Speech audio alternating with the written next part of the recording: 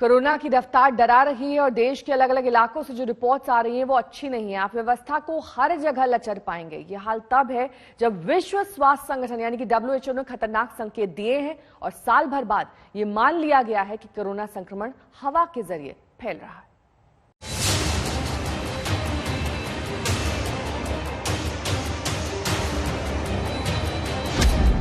एक दिन में 4000 से ज्यादा लोगों की मौत, 24 घंटे में 4 लाख से ज्यादा नए केस, महामारी की दूसरी लहर, देश पर बरपा कहर।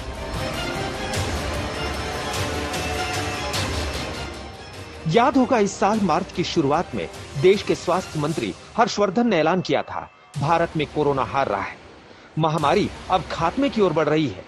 लेकिन मई आते आते हालत देखिए, लगभग पूरे देश में तबाही मची है, जिसमें नागरिक घुट रहे हैं, बेबस हैं, लाचार हैं। देश में पहली बार एक दिन में कोरोना के 4000 से ज्यादा लोगों की मौत हुई।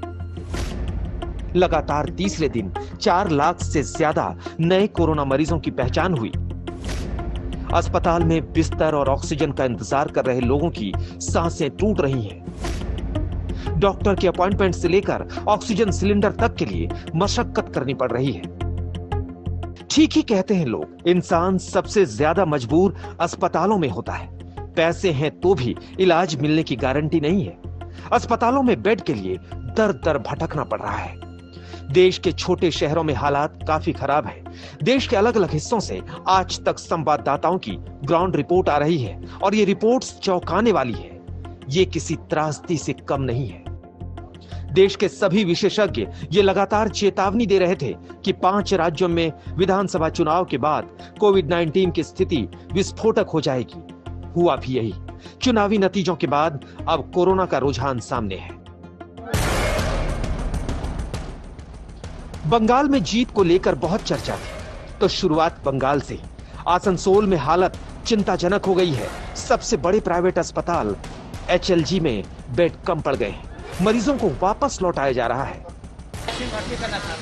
नहीं खाली है, सीटें नहीं खाली है। तो अभी कहाँ से आप लोग कहाँ से रहे हैं? यही आसनसोल के ही हैं। कहाँ कितने हॉस्पिटल गए थे? 4-5 हॉस्पिटल गए, कहीं नहीं मिला। कहीं नहीं। अस्पतालों में ऑक्सीजन की खपत 3 गुना बढ़ गई है। पहले हर रोज जहां 50 सिलेंडर लगते थे, अब 160 सिलेंडर भी कम पड़ रहे हैं। अस्पताल प्रशासन बेड की संख्या बढ़ाए भी तो भी बेड कम पड़ जा रहा है। संक्रमित मरीजों की संख्या लगातार बढ़ रही है। बड़े शहरों को तो छोड़िए, पश्चिम बंगाल में छोटे शहर और ग्रामीण इलाकों की स्थिति सबसे ज्यादा खतरनाक है। जो बड़े बड़े अस्पताल हैं, दरअसल मरीजों की संख्या इतनी ज्यादा है कि इन अस्पतालों ने अपनी बेड की संख्या तो बढ़ा दी है, ऑक्सीजन बेड भी बढ़ा दिए हैं, लेकिन बावजूद संख्या इतनी है कि लिखना पड़ रहा है नो आइसोलेशन बेड अवेलेबल, यानी कि आइसोलेशन के लिए बेड नहीं है, बेड मौजूद नहीं है, ऑक्सीजन वाले बेड मौजूद नहीं है। ICU के भी जो मरीज हैं उनकी भी संख्या ज्यादा है। ऐसे में सवाल ये उठता है कि आखिर इस महामारी से पश्चिम बंगाल लड़ेगा तो लड़ेगा कैसे? छोटे शहरों की ओर ध्यान कब दिया जाएगा? वैसे तो टीकाकरण को लेकर पूरे देश में लंबे चौड़े दावे मिलेंगे, लेकिन आसनसोल के सबसे बड़े सरकारी अस्पताल ESIC में भी पिछले 1 सप्ताह से टीकाकरण बंद है। अस्पताल के बाहर नोटिस चस्पा है, वैक्सीनेशन नहीं होगा। टीकाकरण को लेकर हंगामा मचा तो पुलिस बुलानी पड़ी। कितने दिन से आप आ रहे हैं जब वैक्सीन नहीं मिल रही? ये मैं लास्ट फ्राइडे में भी आया था और मंडे ट्यूसडे दोनों दिन आया था। वो मुझे बोला कि आएगा, लेकिन वैक्सीन आया नहीं। आज भी मैं घूम के जा रहा हूँ कि वैक्सीन आया नहीं है यहाँ पर। यहाँ सीधा लिख दिया गया है नो वैक्सीन नो कूपन। 6 तारीख की तारीख भी है और लोगों का भी कहना है कि पिछले चाहे पहला डोज हो चाहे दूसरा डोज हो, पिछले कई दिनों से लगातार चक्कर लगा रहे हैं, लेकिन उन्हें टीका नहीं लग पा रहा है। इस तरह की कमियों के बीच पश्चिम बंगाल, जहां चुनावों के बाद ये कहा जा रहा है कि कोरोना का विस्फोट हुआ है, आखिर वो लड़ेगा कैसे? और ये तो तस्वीर अभी सिर्फ आसनसोल की है। बंगाल के पड़ोस बिहार में भी तस्वीर दंग करने वाली है। सुपौल सदर अस्पताल में 6 वेंटिलेटर हैं, 8 महीने से बिना इस्तेमाल के पड़े हैं। महामारी की भीषण मार के बीच अस्पताल के पास न डॉक्टर है, न टेक्नीशियन और न ही नर्सिंग स्टाफ की कमी है, डॉक्टर की कमी है, जो कि उसको चलाएंगे, इसलिए वो भी नहीं चालू होगा। टेक्नीशियंस हैं आपके पास? टेक्नीशियन तो मिल जाएंगे, लेकिन जो चलाने वाले डॉक्टर हैं, जो ट्रेन डॉक्टर हैं, वो लोग की कमी है। कितने डॉक्टर्स की कमी है इसको चलाने के लिए आपको? जितने हैं उसके अनुसार कम से कम जो भी आ जाए। ऐसे में अगर किसी मरीज की हालत गंभीर हो जाती है तो 120 किलोमीटर दूर दरभंगा मेडिकल कॉलेज अस्पताल में रेफर कर दिया जाता है। यहाँ पर पिछले साल ही अक्टूबर में पीएम केयर फंड्स की तरफ से 6 वेंटिलेटर्स भी जो है अस्पताल को मुहैया कराया गया था, लेकिन 8 महीने बीत जाने के बाद भी वो वेंटिलेटर्स जस के तस पड़े हुए हैं और उनका इस्तेमाल नहीं किया जा रहा है। और दूसरी तरफ अस्पताल की तरफ से ये बताया जा रहा है कि अगर जान बचाने वाले वेंटिलेटर्स की ज़रूरत किसी मरीज को अगर पड़ती है तो उसे यहाँ से 120 किलोमीटर दूर दरभंगा रेफर कर दिया जाता है। ऐसे हालात में WHO ने एक चिंताजनक आशंका की पुष्टि कर दी है। WHO ने पूरे 1 साल बाद आखिरकार ये मान लिया है कि कोरोना वायरस हवा से भी फैल सकता है। WHO ने अपनी गाइडलाइन में बदलाव करते हुए कहा, वायरस खराब वेंटिलेशन या भीड़ वाली जगहों में हवा से भी फैल सकता है। ऐसी जगह जहां लोग लंबे समय तक रहते हैं खतरनाक है, क्योंकि वायरस एरोसोल के जरिए हवा में 1 मीटर से भी ज्यादा दूर तक जा सकते हैं। Since the beginning of last year, from March, April onwards, that this is an airborne infection. Now, what does it mean, airborne?